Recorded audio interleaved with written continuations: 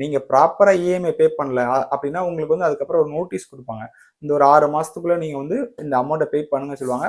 நீங்க பேங்க்ல போய் செக் பண்ணி அந்த மொத்த அமௌண்ட், வட்டி அமௌண்ட் எல்லாமே நீங்க பே பண்ணி சீக்கிரமாவே வந்து ஒரு வக்கீல வச்சு நோட்டீஸ் பண்ணி அத ரிட்டர்ன் எடுத்துக்கணும். அதையும் மீறி நீங்க வந்து ப்ராப்பரா உங்களுக்கு வந்து வீட்ல வந்து உங்களுக்கு வந்து நோட்டீஸ் ஒட்டி எல்லாமே ப்ராப்பரா பண்ணதுக்கப்புறம் நீங்க திரும்பவும் ஆக்ஷன் எடுக்கல. ஒன்ஸ் உங்களோட வீடு வந்து ஏலத்துக்கு போயிருச்சுனாலே, உங்களால அந்த வீட நீங்க ரிட்டர்ன் வாங்குறதே வந்து பார்த்தீங்கன்னா, 99% உங்களால வாங்க சான்ஸஸே கிடையாது. என்ன காரணம்னா, அது வந்து இப்ப நீங்க ஒண்ணும் இல்ல. ஒரு ஒரு ரூ. 50,00,000 லோன் வாங்கியிருக்கீங்க.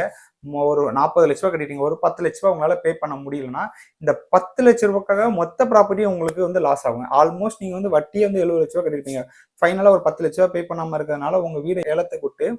1,00,00,000 உங்களோட இடத்தோட மதிப்பு, உங்க வீடோட மதிப்புனா, அவங்க வந்து பார்த்தீங்கன்னா, அதோட கம்மியான இடத்துக்கு கூட அவங்க வந்து ஏலத்துக்கு விடலாம்.